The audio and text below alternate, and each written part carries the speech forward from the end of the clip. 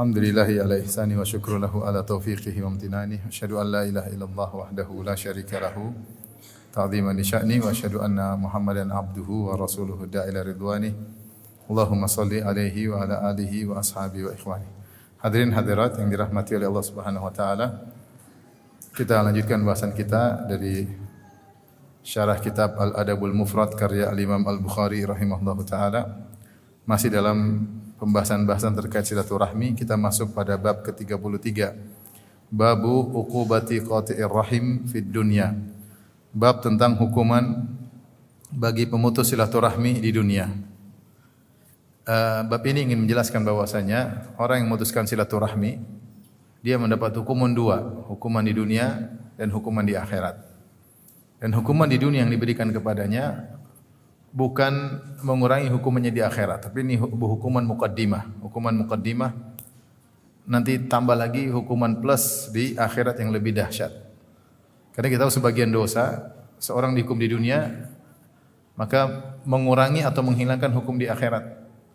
Contoh seperti seorang berzina kemudian dirajam atau hukum dera, maka barang siapa yang sudah dihukum di dunia di akhirat dia enggak dihukum lagi.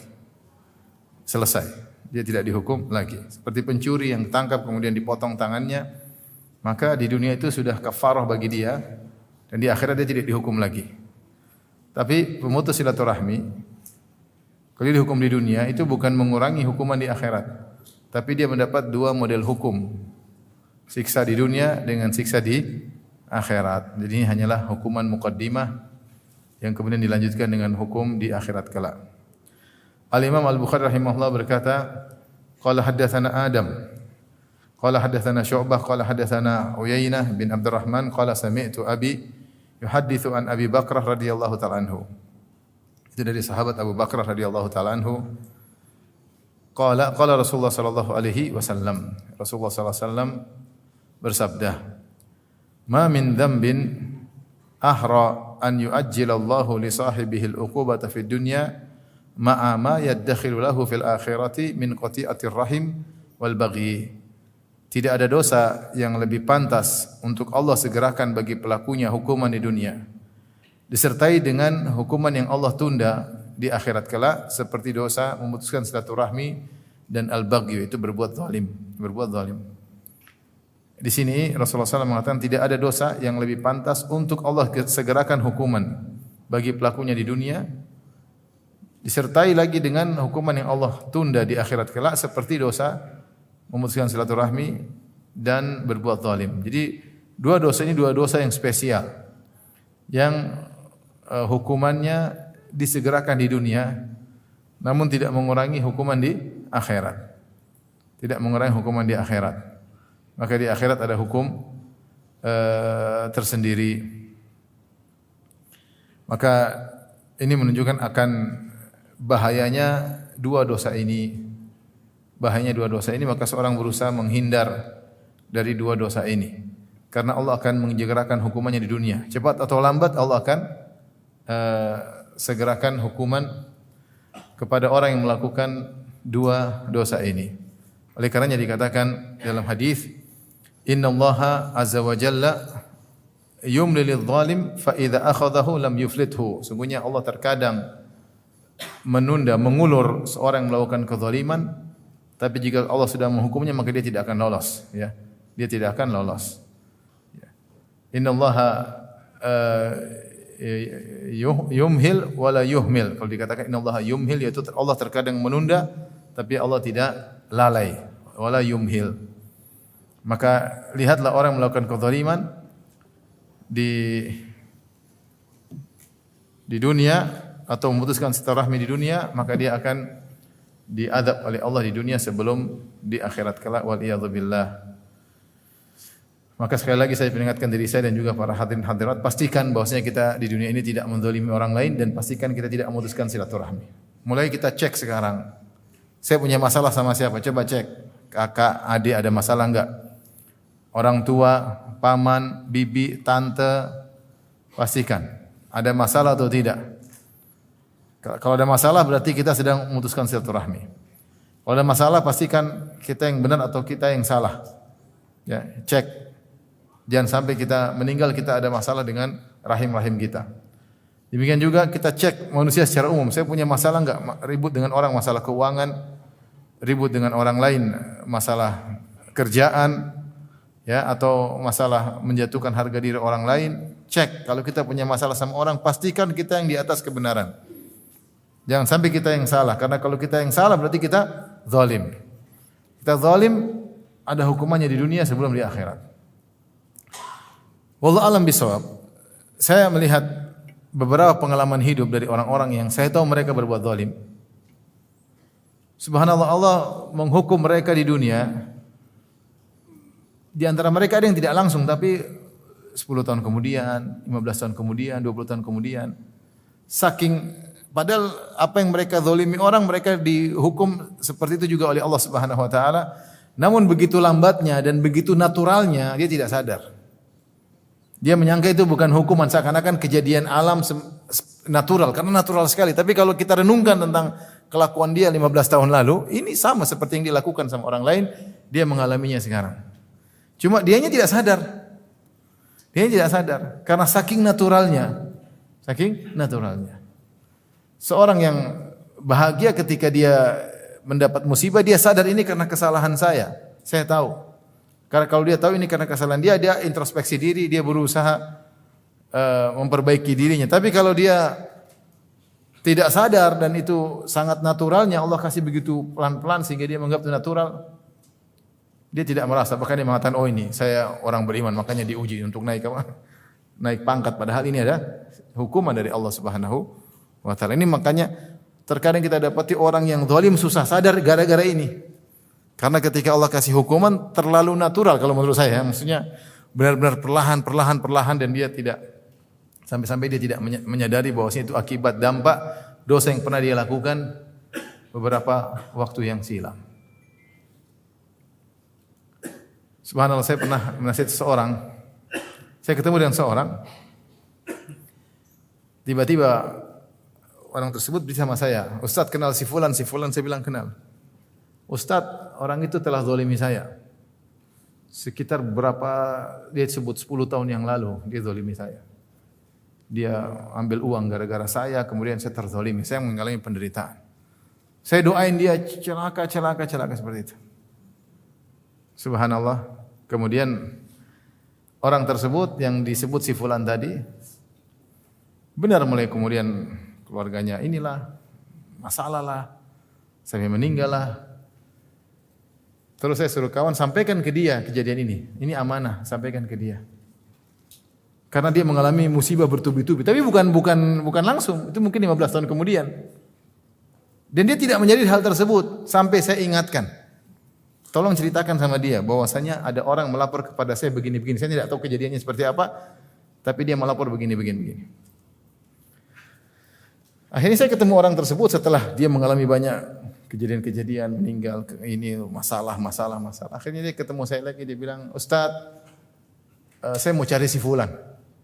Saya mau cari si fulan tersebut. Ustaz tahu enggak di mana dia? Saya bilang saya sudah enggak tahu. Tapi dia mulai sadar bahwasanya itu semua akibat apa? Kesalahan dia. Tapi maksudnya dibalasnya itu mungkin 15 atau 20 tahun kemudian. Itu pun dia tidak sadar kecuali setelah saya kasih tahu. Mau masih ingat enggak kau pernah beginin orang? Subhanallah. Dia baru enggak. Jadi maksud saya ini bahaya kalau kita buat zalim sama orang. Kemudian Allah balas. Terkadang kita tidak menyadari, ya. Tidak menyadari sehingga kita tidak introspeksi diri. Kita tidak berusaha minta maaf kepada orang yang kita zalimi. Padahal orang yang berbuat zalim, dia dihukum di dunia sebelum di akhirat. Demikian juga silaturahmi. Jadi seorang memutuskan silaturahmi dengan kakaknya, dengan adiknya, Allah tidak balas ketika itu, tapi Allah akan balas di dunia sebelum di akhirat. Tapi kadang-kadang balasnya tadi, bahasa saya terlalu natural, sehingga dia tidak menyadari, itu bahaya. Oleh karena sebelum kalau kita melakukan, di antara kita yang melakukan dosa zalim atau memutuskan silaturahmi, kita introspeksi diri, cek dulu. Saya ini ada masalah dengan orang enggak? Saya masalah dengan siapa? Coba cek. Ada masalah pernah ribut sama siapa? Kalau kita pernah ribut sama orang, pastikan kita yang benar. Kalau kita yang benar, insya Allah selamat. Pastikan kita yang benar. Kita nilai dengan tajarrud, kita nilai dengan benar-benar tulus. Saya yang benar atau dia yang benar? Bukan penilaian orang. Orang kan enggak tahu masalah kita. Yang lebih tahu kita sendiri. Kita cek kita benar atau salah.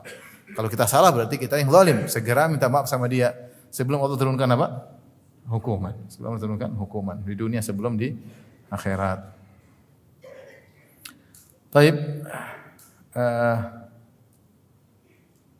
Kita lanjutkan. Hadis berikutnya atau bab berikutnya, babun laisal wasilu bil mukafi. Bukanlah penyambung silaturahmi sejati adalah yang al-mukafi. Al-mukafi itu adalah yang membalas dengan setimpal. Al-mukafi artinya secara bahasa Arab yaitu membalas dengan setimpal. Maksudnya apa? Kalau keluarga baik saya baikin, kalau keluarga buruk ya saya burukin. Kalau keluarga enggak mulai baik saya juga tidak mulai kebaikan. Itu namanya al-mukafi. Dia tidak punya inisiatif untuk berbuat baik terlebih dahulu, enggak. Dia nunggu. Dia baik, saya baik. Dia enggak baik ya sudah, saya juga enggak perlu baik. Itu namanya al-mukafi. Kata Rasulullah SAW, laisal wasilu bil mukafi. Bukanlah orang yang penyambung silaturahmi sejati adalah yang al-mukafi tadi. Yang hanya membalas dengan setimpal. Bukan. Taib, saya bacakan hadisnya. Imam Al-Bukhari berkata, qala hadatsana Muhammad ibnu Katsir, qala akhbarana Sufyan, anil A'mash wal Hasan bin Amr wa Fitr an Mujahid an Abdullah bin Amr bin As radhiyallahu anhuma qala Sufyan lam yarfa'hu al-A'mash ila Nabi sallallahu alaihi wasallam wa rafa'u al-Hasan wa Fitr. Di sini Sufyan mengomentari tentang sanad ini. Kata Sufyan bahwasanya al-A'mash meriwayatkan hadis ini tidak marfu, cuma sampai kepada Abdullah bin Amr bin As radhiyallahu anhuma. Jadi menurut Sufyan hadisnya mauquf. Tetapi Hasan dan Amr, Hasan dan Fitr meriwayatkan hadis ini dengan marfu. Kalau saya menggambarkan begini, sanadnya. Ini menjelaskan perkataan Imam Bukhari. Dari Imam Bukhari meriwayatkan dari Muhammad bin Katsir. Jadi Muhammad bin Katsir dari Sufyan. Masih ngikutnya ini? Bukhari, Muhammad bin Katsir, kemudian apa? Sufyan. Dari Sufyan ada 3 perawi. Ada Al-A'mash, kemudian ada Al-Hasan, ada Fitr. Bedanya kalau Al-A'mash dia cuma sampai ke Abdullah bin Amr, dari Mujahid, dari Abdullah bin Amr bin As. Jadi ketiganya kembali kepada Mujahid. Saya ulangi sanadnya enggak ada ini ya. Imam Bukhari meriwayatkan si Muhammad bin Katsir dari Sufyan. Dari Sufyan 3 orang, Al-A'mash, Al-Hasan, Fitr. Kemudian mereka bertiga meriwayatkan dari siapa? Mujahid. Dari Mujahid Abdullah bin Amr bin Al-As. Dari Amr bin Al-As dari Nabi sallallahu alaihi wasallam. Paham sanadnya? Saya ulangi. Bukhari, kemudian Muhammad bin Katsir, dari Muhammad bin Katsir dari siapa? Sufyan. Dari Sufyan 3 orang. A'mash, Hasan, Fitr. A'mash, Hasan dan Fitr ini kembali kepada Mujahid. Mujahid bin Jabir. Dari Mujahid ke sahabat Abdullah bin Amr bin As. Dari Abdullah bin As dari Nabi sallallahu alaihi wasallam. Nah, Al-A'mash ini ketika dia meriwayatkan, dia cuma sampai di Abdullah bin Amr bin As dari Mujahid, dari Abdullah bin Amr bin As, beliau berkata, tidaklah penyambung silaturahmi sejati yang hanya membalas dengan setimpal. Jadi dia hukumnya mauquf. Mauquf itu cuma ini perkataan sahabat. Tetapi Hasan dan Fitr dia marfu'kan sampai kepada Nabi sallallahu alaihi wasallam. Ini contoh ada khilaf. Ya. Ada khilaf mana yang kuat, apakah ini hadis mauquf atau hadis marfu'. Dan ini banyak hadis-hadis yang sebenarnya terkadang sahabat ada yang meriwayatkan mauquf, ada yang meriwayatkan secara marfu'. Marfu' sampai kepada Nabi, kalau mauquf sampai kepada sahabat. Ala kulli hal, Al-Hasan bin Amr dan Fitr meriwayatkan dari Mujahid, dari Abdullah bin Amr bin As secara marfu' dari Nabi sallallahu alaihi wasallam. Rasulullah SAW bersabda, "Laisal wasilu bil mukafi." Bukanlah menyambung silaturahmi yang sejati adalah yang hanya membalas dengan setimpal. Walakinnal wasila alladhi idza quti'at rahimuhu wasalaha. Tetapi penyambung silaturahmi sejati adalah yang jika diputuskan rahimnya, dia tetap menyambungnya. Inilah penyambung silaturahmi yang sejati. Maka di sini orang yang dia hanya bersikap menunggu, kalau dia baik maka saya baikin, kalau dia enggak ya saya enggak. Ya. Apakah yang disebut penyambung silaturahmi? Ada yang mengatakan dia masih dalam ranah silaturahmi, masih dalam koridor penyambung silaturahmi. Hanya saja bukan silaturahmi yang sejati.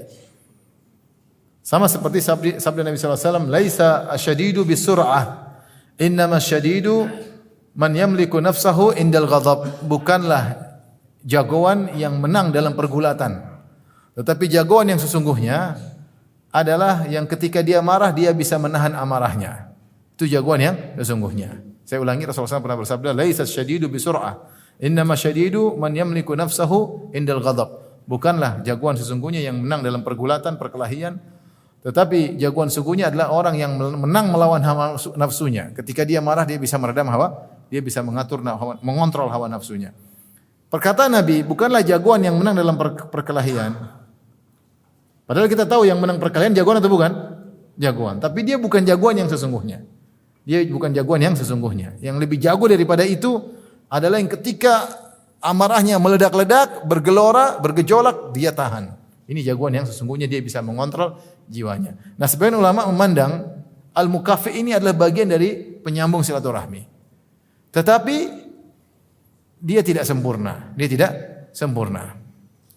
Ini pendapat pertama. Mereka mengatakan al-mukafi adalah penyambung silaturahmi, tapi tidak sempurna. Yang sempurna adalah yang menyambung silaturahmi meskipun diputusin, dia tetap nyambung. Itu yang sempurna. Pendapat pertama. Pendapat kedua mengatakan al-mukafi bukan penyambung silaturahmi, tapi dia bukan pemutus silaturahmi. Dia di tengah-tengah. Dia tidak di atas, tidak di bawah. Sehingga mereka membagi urutan ada 3. Yang pertama penyambung silaturahmi, yang kedua al-mukafi, ini bukan penyambung silaturahmi tapi dia bukan pemutus silaturahmi. Yang ketiga baru pemutus silaturahmi. Seakan-akan dia tidak dapat pahala dan juga tidak dapat apa? Dosa. Dia di tengah-tengah.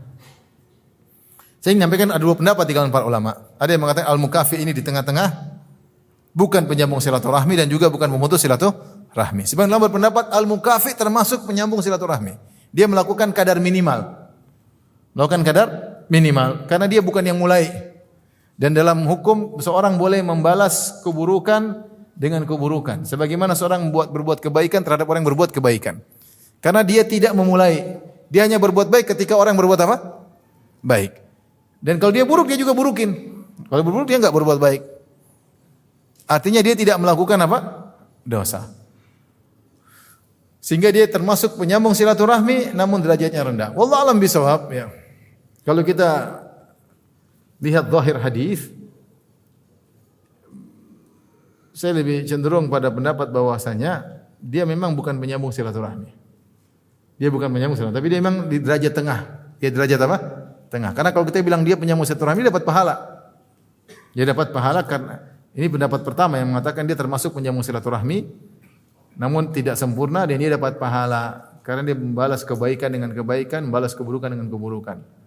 Tapi Allah alam bisawab, saya mengatakan dia tidak dapat pahala, dia hanya sekedar melakukan yang wajib.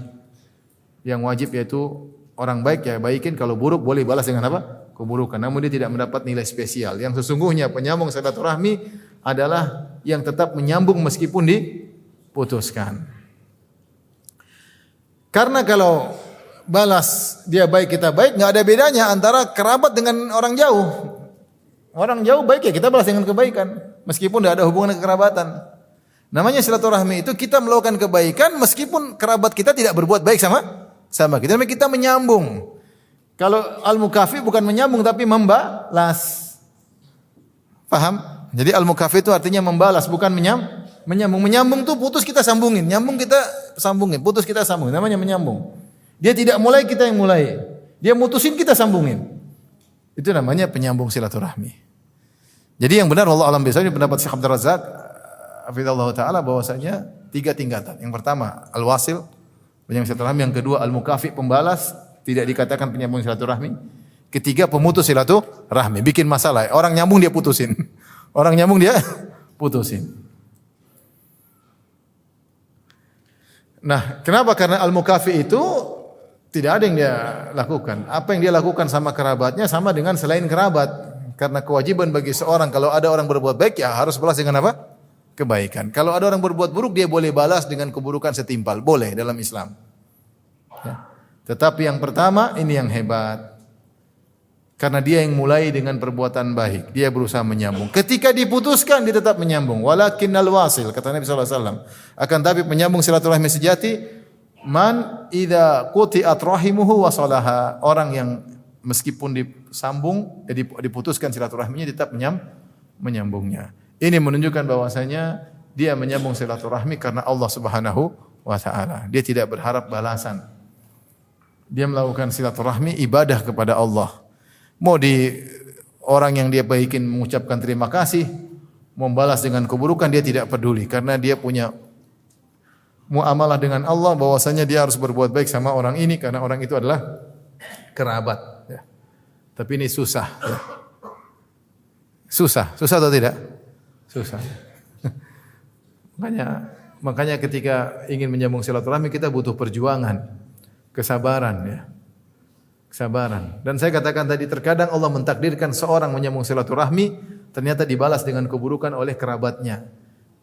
Allah ingin dia lebih tulus, Allah ingin dia lebih ikhlas, Allah ingin pahalanya sempurna. Dia berbuat baik misalnya sama kakaknya, ternyata kakaknya tidak menghargai itu semua. Nah, kawan saya seperti itu. Dia berbuat baik sama kakaknya, kakaknya bilang, "Memang itu kewajibanmu sebagai adik." Jadi tidak dianggap. Ini berbuat baik luar biasa. Dia bantu itu memang kewajiban, bahkan lebih daripada itu. Ini kurang. Kamu adik harusnya enggak begini bantu saya. Luar biasa. Teman itu cerita sama saya bilang ya udahlah. Mau diapain? Itulah penyambung silaturahmi sejati. Dia berbuat baik masih kurang. Nah, kalau orang ditakdirkan seperti itu, tahulah bahwasanya dia husnudzon pada Allah, bahwasanya Allah ingin pahalanya apa? Sempurna. Ya. Karena tidak semua kerabat kita baikkan kemudian dia tahu membalas budi. Tidak semua. Ya.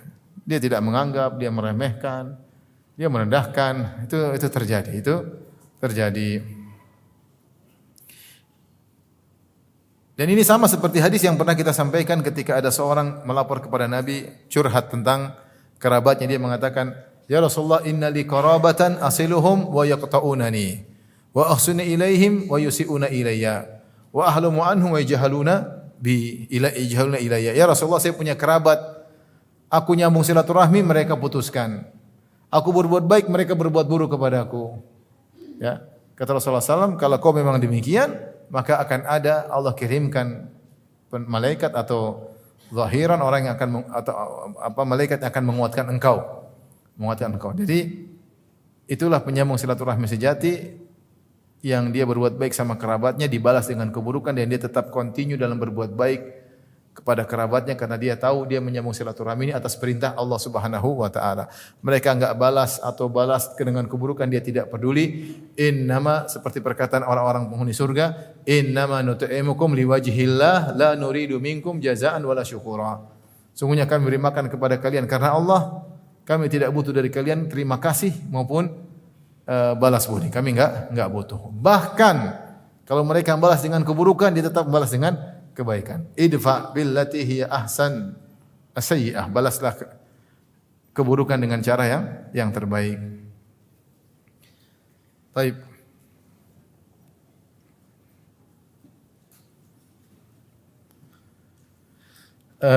Berikutnya bab ke-35. Babul fadli man yasilu dzar rahimi dzalimi. Fadlu man yasilu dzar rahimi adz-dzalima ya. Bab tentang keutamaan orang yang menyambung kerabat rahimnya yang zalim. Yasilu dzar rahimi adz-dzalima ya. Jadi adz-dzalima sifat dari dzar rahim. Jadi hukum keutamaan orang yang menyambung silaturahmi kepada kerabat yang zalim. Ini juga dianjurkan. Ya. Ini mirip dengan yang sebelumnya. Di antara kerabat ada yang zalim, kita berbuat baik, dia balas dengan keburukan. Kita kasih air susu, dia balas dengan apa? Air tuba. Ya. Kita kasih madu, dia kasih racun. Kasih madu ya terus. Cuekin aja ya. Ya. Ini pahalanya besar. Atau memang dia berbuat zalim kepada kerabat yang lain. Dia tidak berbuat zalim sama kita, dia berbuat zalim sama kerabat yang lain. Dengan harapan kalau kita berbuat baik kepada kerabat zalim ini, semoga dia mengurangi kezalimannya. Semoga menjadi pelajaran bagi dia. Siapa tahu dia bisa sadar, ya. Boleh kalau kita bantu, kemudian kita nasihati, ya. Meskipun dia zalim. Intinya bahwasanya menyambung silaturahmi tidak dibedakan antara kerabat yang baik atau yang buruk. Meskipun dia buruk, dia punya hak kekerabatan. Dia punya hak kekerabatan yang kita berusaha menyambungnya. Al-Imam Bukhari berkata, qala hadatsana Malik bin Ismail, qala hadatsana Isa bin Abdurrahman, an Talha, an Abdurrahman bin Ausajah anil Bara, dari sahabat Al-Bara bin Azib radhiyallahu anhu, qala jaa A'rabiyyun, datang seorang Arab Badui, ya. Ingat ya, A'rabi itu artinya Arab Badui. Jamaknya Al-A'rab. Al-A'rab. Kalau orang Arab kota namanya Arabi. Arabi. Jamaknya Al-Arab. Jamaknya Al-Arab. Jadi kalau antum bilang kamu kayak orang Arabi, jangan ketawa ya. Itu penghinaan. Arabi artinya Arab apa? Badui. Kamu kayak Arabi. Arabi itu maksudnya Arab apa? Oh iya, saya memang orang Arab. Enggak, kamu Arabi bukan Arab. Bukan Arabi, kamu Arabi. Arabi itu Arab apa? Badui. Arab Badui. Karena Arab Badui ini terkadang menyenangkan para sahabat. Kenapa? Mereka kalau datang punya pertanyaan langsung tanya aja. Tidak pakai sungkan-sungkan sama Nabi SAW. Sehingga kalau mereka bertanya, Nabi menjawab pasti ada ilmu. Beda kalau sahabat mau nanya malu-malu, enggak enak. Menanya enggak enak, menanya karena Nabi karismatiknya luar biasa. Arab Badui datang, ya Muhammad, langsung nanya. Sampai dalam riwayat disebutkan para sahabat kasih hadiah. Kalau kamu mau nanya kasih hadiah. Akhirnya mereka, karena setiap mereka nanya pasti jawabannya bermanfaat ilmu, karena sahabat senang dengan ilmu. Nah, ini pas Arabi ini nanya pasti aneh-aneh. Nanya dan tapi kasih jawaban dan jawabannya adalah ilmu. Makanya di antara hadirin ada yang seperti Arabi, ada yang seperti Arabi. Asal nanya, Ustaz, Arabi. Tidak pakai adab, tidak pakai aturan, namun Rasulullah mengerti dengan kondisi mereka. Seperti Arab Badui, Arabi yang datang kemudian di Masjid Nabawi kemudian kencing.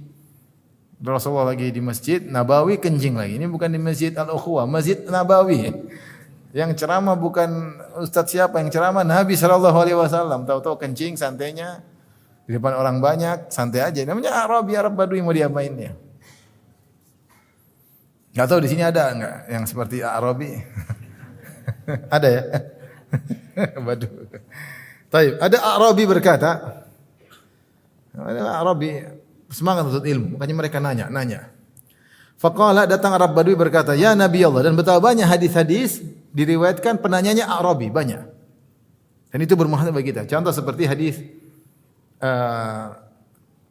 Arabi yang bertanya, mata sa'ah, kapan hari kiamat? Itu juga yang tanya orang Arab Badui. Tanya sama Nabi enggak tanggung-tanggung, ya Rasulullah, kapan hari kiamat? Insyaallah. Ada yang bertanya, ya Rasulullah, atau bertanya dengan mengangkat suaranya, kaifa sholatul lail? Bagaimana salat malam? Lempeng-lempeng orang Arab Badui itu lempeng-lempeng. Bagaimana salat malam? Rasulullah mengatakan sholatul lail masna. Salat malam 2 rakaat. Fa idza khasya ahadukum subha falyusalli wahidatan tutiru lahu ma qad shalla. Kalau dia takut segera terbit fajar, maka tutuplah salat malamnya tersebut dengan witir 1 rakaat. Ini hadis bermanfaat bagi kaum muslimin sampai sekarang. Gara-gara pertanyaan orang apa? Arab Badui. Mudah-mudahan dia juga dapat apa? Pahala. Seperti ini, gara-gara dia tanya kita baca kisahnya dia ini. Kalau dia enggak tanya mungkin kita enggak tahu kisah ini. Dia berkata, "Ya Nabi Allah, wahai Nabi Allah, alimni amalan yudkhilunil jannata." Ya Nabi Allah, ajarkan kepadaku suatu amalan yang masukkan aku ke dalam surga. Apa sih amalan buat aku bisa masuk surga?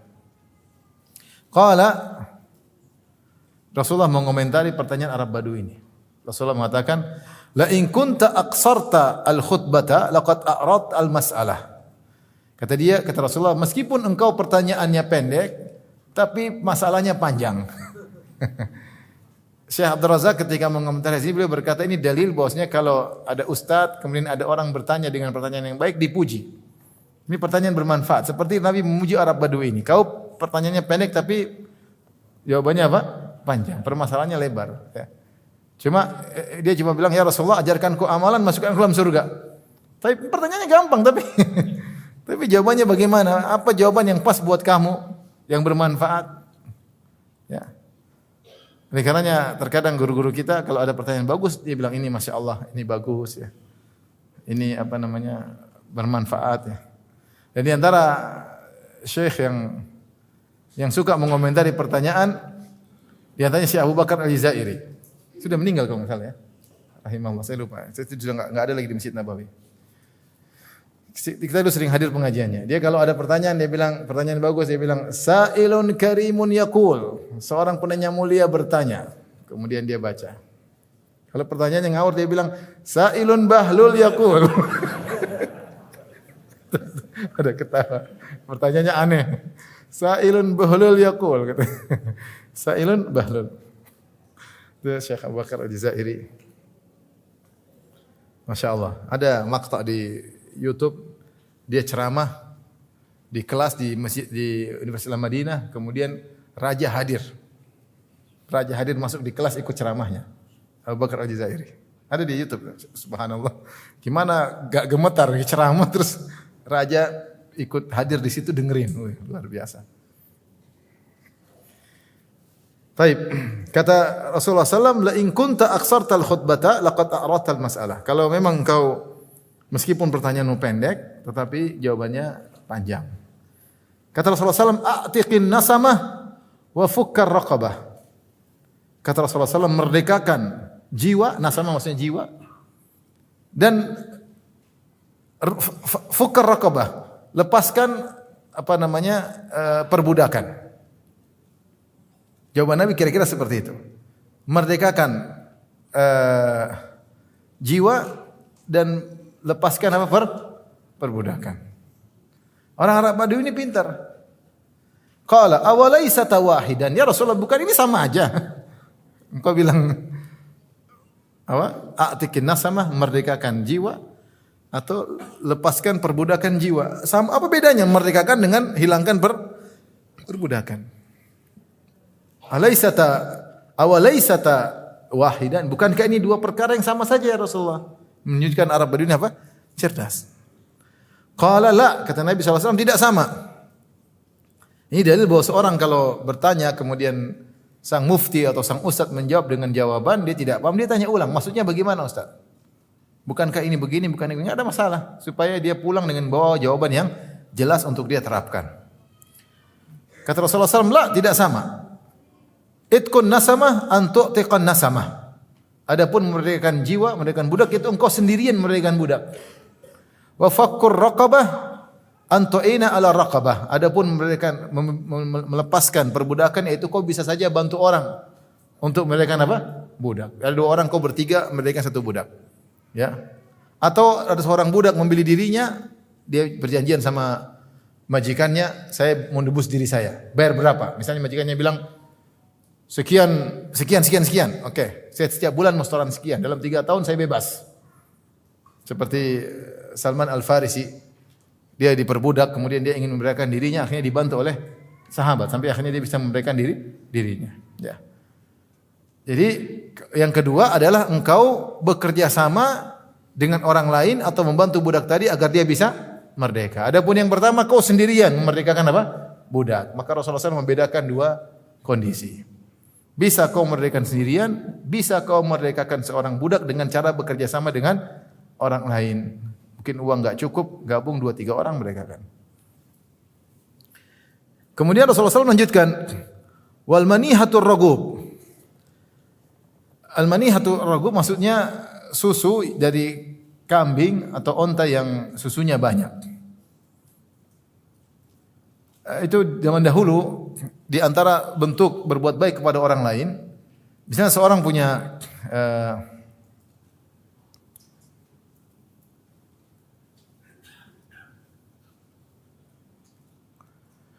kambing, ya, punya kambing yang susunya banyak. Maka dia karena dahulu kekurangan makanan, mungkin tetangga tidak punya makanan, maka dia pinjamkan kambingnya. Udah kamu bawa kambing 2 hari, 3 hari, seminggu, 2 minggu.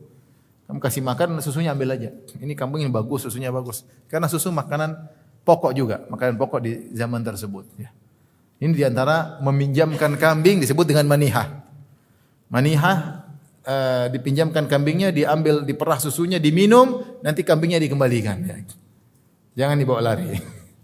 Kambingnya dikembalikan. Ini di antara cara agar engkau bisa masuk surga.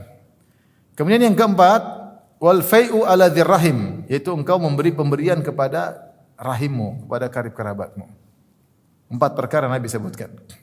Fa illam tutik dzalik, kalau kau tidak mampu melakukan 4 perkara ini, fa amrun bil ma'ruf, maka beramar ma'ruflah. Wanha 'anil munkar, dan mencegahlah kemungkaran. Kalau kau tidak mampu, lakukan amar ma'ruf nahi munkar. Fa illam tutik dzalik, kalau kau tidak mau beramar ma'ruf nahi munkar, fa kuffa lisanaka illa min khair, maka tahan lisanmu, jangan kau ucapkan kecuali kebaikan. Jangan kau ucapkan kecuali kebaikan. Yang menjadi patokan kita di sini perkataan Nabi di antara sebab masuk surga, wal fai'u ala dzirrahim, yaitu pemberian kepada karib kerabat yang punya hubungan rahim dengan engkau. Di sini dalam sebagian riwayat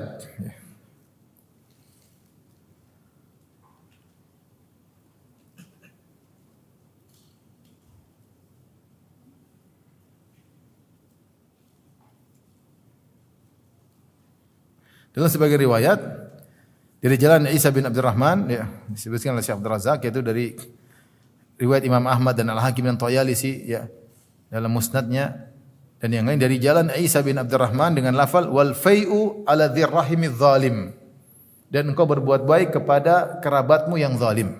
Ada tambahan, bukan cuma sekedar berbuat baik kepada kerabat, tapi berbuat baik kepada kerabat yang zalim, ya.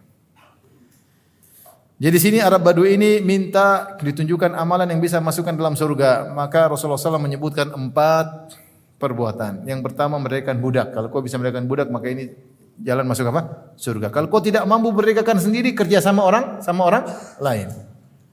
Lakukan bareng-bareng merdekakan seorang budak. Kemudian yang diantaranya lagi, yang ketiga adalah al-manihah. Al-manihah itu kau beri pinjaman kambing yang ada susunya banyak, berikan pinjaman berapa hari, seminggu, 2 minggu, sebulan, terserah. Kalau sudah, kembalikan kambingnya untuk kau manfaat, mau kau sembelih atau kau mau lanjutkan merah susunya, tapi pinjamkan. Tidak ada sulitnya bagimu. Kau punya kambing sekian-sekian, kasih sebagian untuk diminum oleh susunya oleh tetangga misalnya. Ini adalah kebaikan, ya. Kalau zaman sekarang mungkin ini tidak ada, ya, orang, karena orang Indonesia maunya kalau bisa kambing keluar nasi, ya enggak apa-apa, pinjamkan kambingnya. Tapi kalau kambing keluar susu enggak begitu semangat kita pinjam kambingnya. Tapi intinya memberi makanan kepada tetangga. Ya, artinya kita kasih beras, kasih makanan pokok kepada tetangga, itu termasuk jalan-jalan masuk surga. Ya. Kemudian yang keempat adalah berbuat baik kepada atau menyambung silaturahmi kepada rahim atau kepada kerabat yang zalim. Ini dalil bahwasanya berbuat baik kepada kerabat tidak membedakan antara apakah dia baik ataupun dia buruk, kita harus menyambung. Dia berbuat zalim sama orang lain tidak menghalangi kita untuk berbuat baik kepada dia. Ya. Siapa tahu dengan kita berbuat baik kepada dia, kita berikan sebagian nasihat, semoga kezalimannya bisa berkurang. Siapa tahu dengan kita berbuat baik dia mau dengar sama kita, ya. Tetap saja dia seorang kerabat yang harus dibaikin. Fa illam tutik dzalik, kata Nabi, kalau kau tidak mampu melakukan 4 ini, maka amar ma'ruf nahi munkar. Amar ma'ruf nahi munkar. Menyampaikan kebaikan, kemudian mengingatkan kemungkaran dengan cara yang baik. Kita datangin orang, melakukan orang, kita tegur dengan cara yang baik. Kata-kata yang halus. Kalau kau tidak mampu juga yang kelima ini, yang keenam, kuffa lisanaka illa an khair. Maka tahan lisanmu, jangan ngomong kecuali kebaikan. Rasulullah SAW bersabda, man somata najah. Siapa yang diam maka dia selamat. Kita hidup di zaman yang buat kita sering berkomentar. Maka komentar kita pilih-pilihlah. Jangan selalu kita komentar, ya.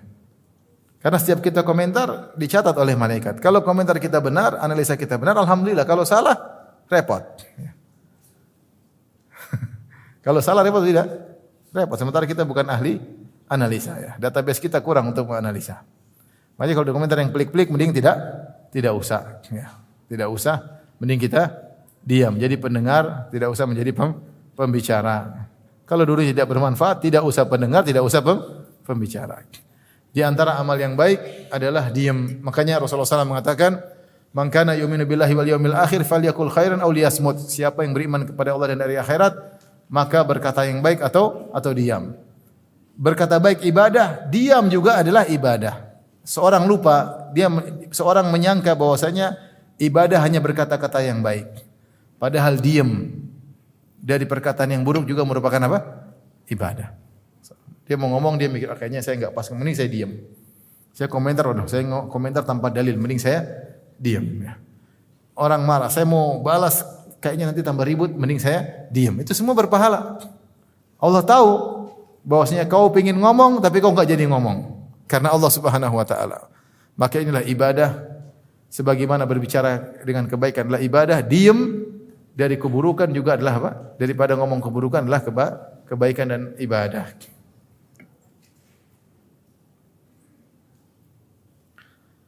Taib. Kita lanjutkan. Bab ke-36. Babu man wasala rahimahu fil jahiliyati tsumma aslama. Bab tentang seorang yang ketika dia masih di zaman jahiliyah, dia masih kafir, dia menyambung silaturahmi. Kemudian setelah itu dia masuk Islam.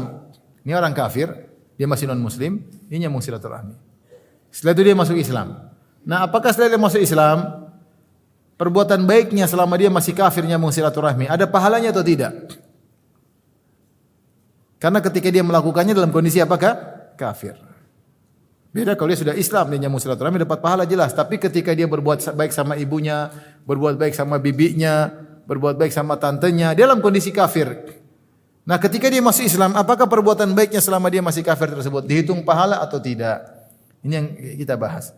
Al-Imam Al-Bukhari berkata, qala hadatsana Abul Yaman, qala akhbarana Syuaib, Aniz Zuhri, qala akhbarani Urwah bin Zubair, anna Hakim bin Hizam akhbarahu. Dari tabi'in Urwah bin Zubair, dia meriwayatkan dari Hakim bin Hizam. Hakim bin Hizam ini siapa? Hakim bin Hizam ini adalah ponakannya Khadijah radhiyallahu taala anha. Khadijah radhiyallahu taala anha. Dan Hakim bin Hizam lah inilah yang memberikan hadiah budak kepada Khadijah, yaitu Zaid bin Harithah. Zaid bin Harithah budak dibeli oleh Hakim bin Hizam. Kemudian Hakim bin Hizam menghadiahkan kepada bibinya, dan dia Hakim bin Hizam kafir. Dia menghadiahkan kepada ibunya Khadijah. Kemudian Khadijah menghadiahkannya kepada Nabi sallallahu alaihi wasallam. Sehingga Nabi ketika menjadi nabi, anak-anaknya tinggal perempuan semua. Rasulullah SAW punya anak dari Khadijah 6. Yaitu Al-Qasim, Abdullah, kemudian Zainab, Ruqayyah, Ummu Kulthum, Fatimah. 6 orang. Qasim, Abdullah, kemudian Zainab, Ruqayyah, Ummu Kulthum, Fatimah. Ketika Rasulullah SAW berusia 40 tahun, diangkat menjadi seorang nabi, anak laki-lakinya semua sudah meninggal. Tinggal 4 orang. 4 orang itu putri semua, yaitu Zainab, Ruqayyah, Ummu Kulthum, Fatimah. Qadarullah, ternyata Khadijah diberi hadiah oleh ponakannya Hakim bin Hizam, budak namanya Zaid bin Harithah. Maka Khadijah memberikan hadiah tersebut kepada Nabi.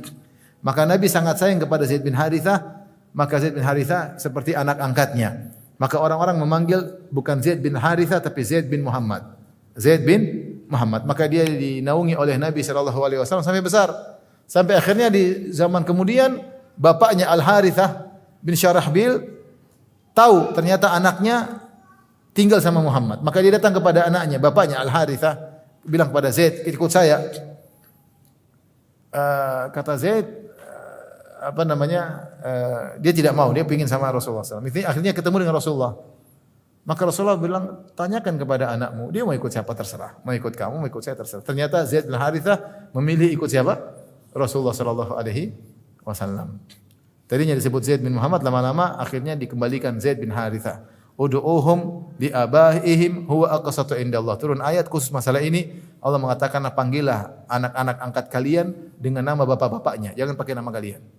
Tetap Zaid bin Harithah, tidak boleh lagi Zaid bin Muhammad. Nah, yang kasih hadiah itu namanya Hakim bin Hizam. Bahkan ketika Rasulullah SAW diboikot bersama Khadijah, yang di Hisar Syi'ab bin Abi Talib, itu ketika Rasulullah dimusuhi oleh suku-suku yang lainnya, maka Bani Hashim semuanya solidaritas, baik yang muslim maupun yang kafir. Semua Bani Hashim, semua solidaritas untuk membela Muhammad sallallahu alaihi wasallam. Sehingga akhirnya Rasulullah SAW tinggal di Syi'ab, satu wilayah kawasan milik Abu Talib, pamannya. Pamannya juga masih kafir. Tapi karena yang diganggu ponakan mereka, semua bela. Bani Hashim, baik muslim ataupun kafir, semuanya membela Rasulullah sallallahu alaihi wasallam sehingga mereka diboikot selama 3 tahun, tidak boleh jual makanan kepada mereka, tidak boleh beli barang dari mereka, tidak boleh menikahkan wanita kepada mereka dan seterusnya, diboikot selama 3 tahun. Di sela-sela zaman pemboikotan tersebut, ada yang meninggal, ada yang ini, ada yang kelaparan. Hakim bin Hizam dia ngirim bantuan kepada istrinya Nabi Khadijah, kepada bibinya. Ya, Khadijah ikut diboikot, ikut pemboikotan, hidup bersama Nabi sallallahu alaihi wasallam. Hakim bin Hizam ini kirim makan. Artinya dia ketika masih kafir pun dia tetap menyambung apa? Silaturahmi, bahkan kepada bibinya. Nah, sekarang dia masuk Islam. Dia masuk Islam. Dia terkenal dermawan. Saya kalau nggak salah ingat dia adalah sahabat yang ketika dia masih kafir dia memerdekakan 100 orang budak dan dia menyembelih 100 ekor onta. Kalau saya nggak salah ingat ya. Kemudian ketika dia masuk Islam dia melakukan yang semisalnya. Tapi kita fokus pada pembahasan kali ini. Dia berkata qala annahu qala li Nabi sallallahu alaihi wasallam. Hakim bin Hizam berkata kepada Rasulullah sallallahu alaihi wasallam. Ara'aita umuran kuntu atahannatsu biha fil jahiliyah. Ya Rasulullah, bagaimana menurut engkau, menurut Anda tentang perkara-perkara kebaikan yang dulu aku melakukannya untuk bertaqarrub kepada Allah sementara aku masih kafir, masih zaman jahiliyah. Apa saja? Min silatin, saya dulu suka menyambung silaturahmi, masih kafir, masih musyrik. Wa itaqatin, saya suka memerdekakan budak padahal saya masih musyrik. Wa sadaqatin, dan saya suka bersedekah dan saya masih musyrik. Fa hal li fiha ajrun? Nah, apakah dulu itu ada pahalanya, sekarang saya masuk Islam? Kenapa Hakim bin Hizam bertanya tentang hal ini? Karena dia tahu orang musyrik enggak ada pahalanya. Dia tahu. Maka dia sudah masuk Islam, dia tahu bahwasanya orang musyrik melakukan kebaikan apapun tidak ada pahalanya. Sekarang tapi kasus dia berbeda. Kasus dia sudah masuk apa? Islam. Adapun yang tidak masuk Islam percuma, mau bikin amal kebaikan setinggi gunung, setinggi langit enggak ada pahalanya. Apa kata Allah Subhanahu wa taala? Wa ma mana'ahum an tuqbala minhum shadaqatuhum illa annahum kafaru billah.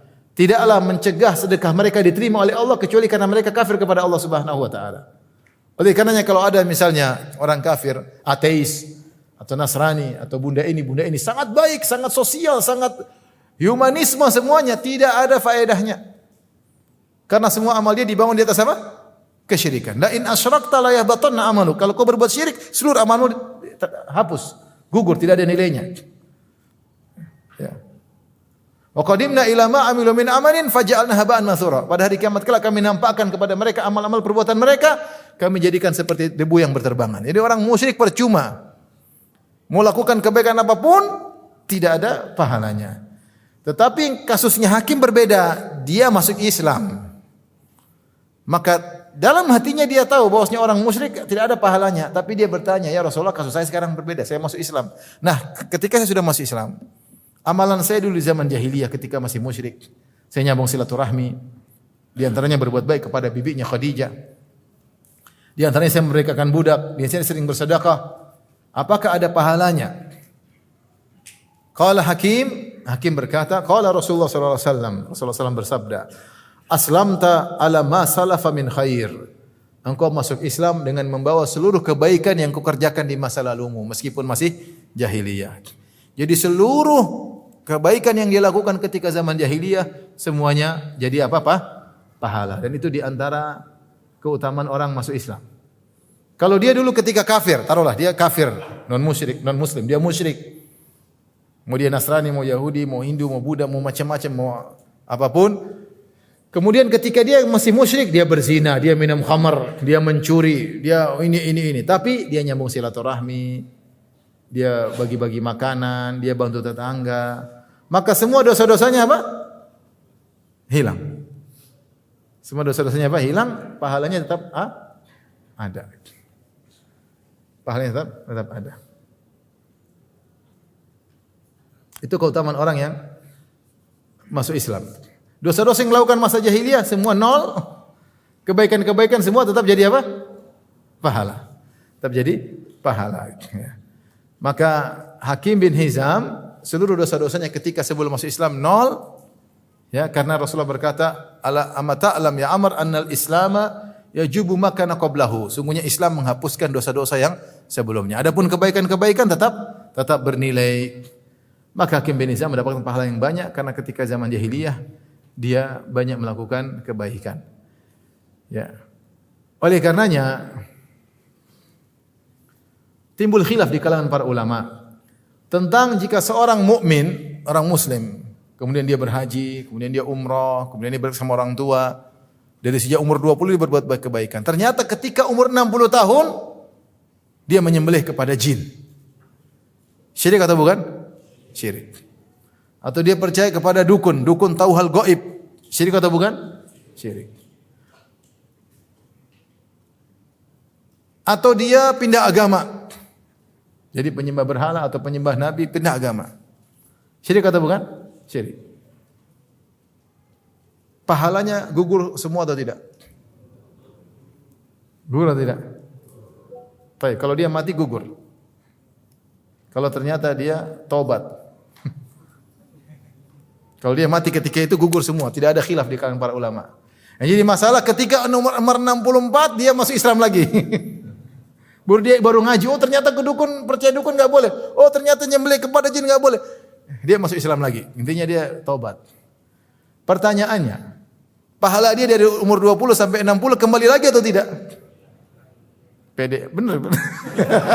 Saya bilang khilaf, ente langsung bilang kembali, masya Allah. Ada khilaf di kalangan para ulama. Madzhab Malikiyah bilang tidak ada kembali, selesai, 0-0. Gugur. Karena ayatnya jelas, la in asyrakta la yahbatanna amaluk. Kalau kau buat syirik gugur semuanya, selesai 0. Pahala start lagi umur 64 sampai mati. Yang dari umur 20 sampai 60 hilang semua. Karena ketika 60 kau musyrik, hilang semua. Ini pendapat mazhab Malikiyah. Adapun pendapat mazhab Syafi'i enggak. Mazhab Syafi'i mengatakan gugur kalau mati dalam kondisi apa? Kafir. Adapun kalau dia sadar maka kembali lagi. Timbul lagi permasalahan. Bagi yang mengatakan gugur, kalau dia dulu pernah haji, kemudian dia masuk Islam lagi, wajib haji lagi atau tidak?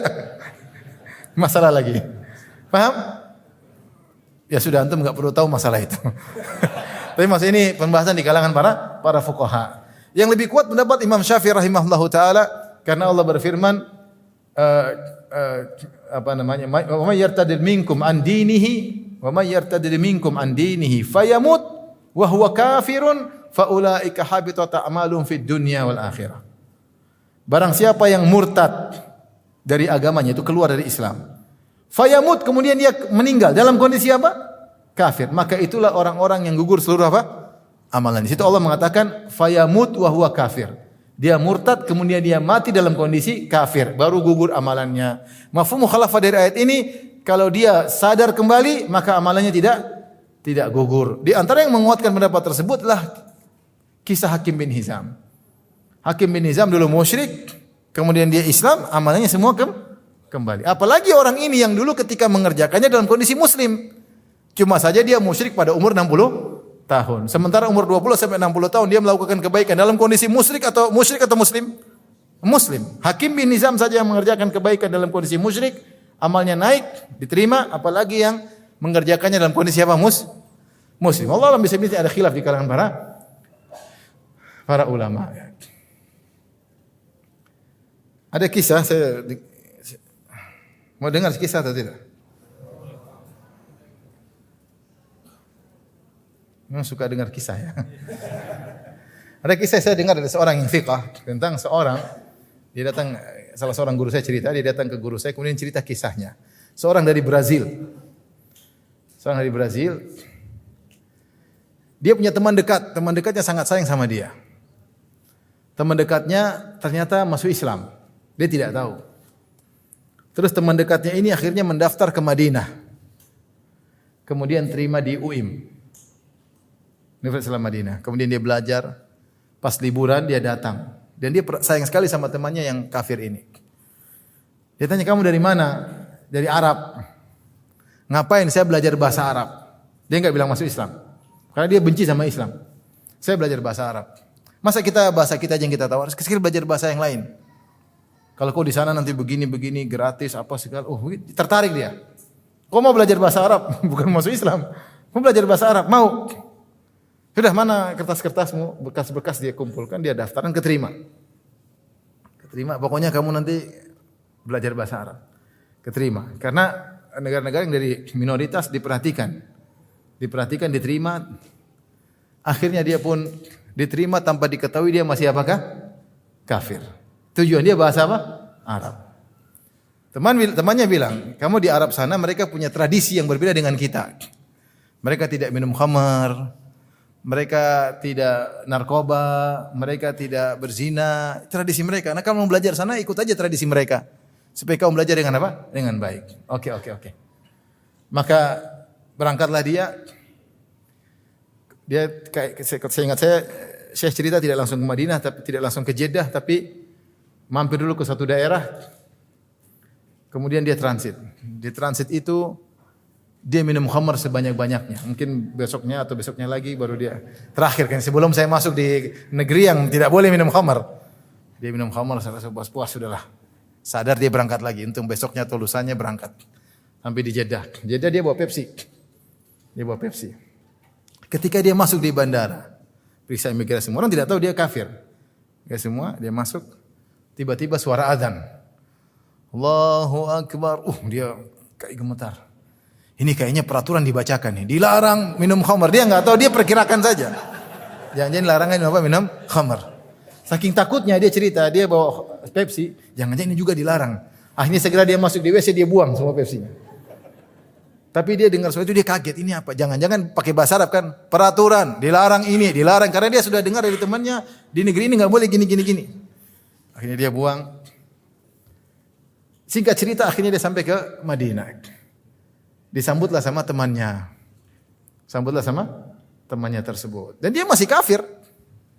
Temannya bilang, tenang nanti saya bantu urusan-urusan. Nanti kamu interview, pokoknya kamu harus bisa baca Al-Fatihah. Ini syarat mau belajar bahasa Arab. Malam itu dia bilang saya belajar. Alhamdulillah. Pokoknya baca ngaco-ngaco. Alhamdulillah sampai waladhdallin amin. Yang lain ini aja kau hafal karena kau akan ditanya. Interview lulus atau tidak? Ya, mungkin kalau enggak kau dipulangkan. Jadi dia belajar malam itu dia berusaha hafal Al-Fatihah dan dia berhasil hafal. Akhirnya besok dia interview. Dia enggak tahu bahasa Arab. Nanti kalau kau ditanya macam-macam, kamu jawab sesukamu saja. Nanti saya yang terjemahkan. Jadi datanglah tanya, baca Al-Fatihah, dia baca dengan susahnya, saya baca Al-Fatihah dan dianggap lulus. Semua dikasih ini uzur kan memang tinggal di negara apa? Kafir, dikasih uzur. Ini insyaallah Islam. Dia enggak. Ditanya rukun Islam pakai bahasa Arab, dia ngomong aja. Terus temannya bilang ini rukun Islam, dia seakan-akan menterjemah. Padahal enggak, dia bilang rukun Islam itu ada 5, 1, 2, 3. Oh, bagus. Terima. Akhirnya diterima orang ini. Akhirnya ketika sudah sampai di asrama semua dia bilang di sini ada kebiasaan. Mereka ada olahraga, ada kegiatan, pokoknya ada rukunya, ada sujudnya, ada ini. Kamu harus ikut. Kalau enggak kamu nanti bahaya bermasalah di negeri ini. Dia saking semangat belajar bahasa Arab, dia pingin menuntut ilmu. Akhirnya dia ikut. Oh, berarti pokoknya ruku. Pokoknya mereka bikin apa kau ikut? Ruku. Kadang dia sambil lihat ini kenapa orang punya. Akhirnya dia belajar. Dia cerita selama 6 bulan saya masih kafir. Akhirnya setelah 6 bulan dia masuk apa? Islam. Dia masuk Islam. Setelah dia masuk Islam, akhirnya dia belajar. Akhirnya dia menjadi dai.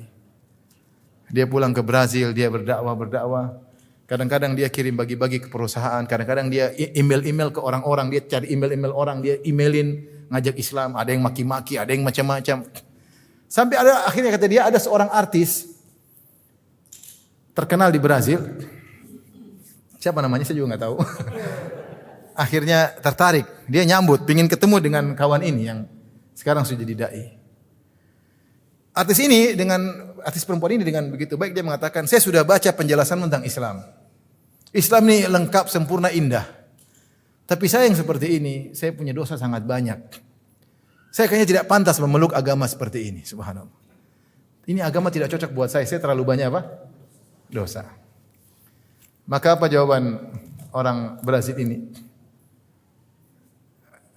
Maka dia bilang, namanya siapa? Pele bukan? Bukan. Pele dari Brazil ya? Udah nggak tahu. Intinya dia bilang apa?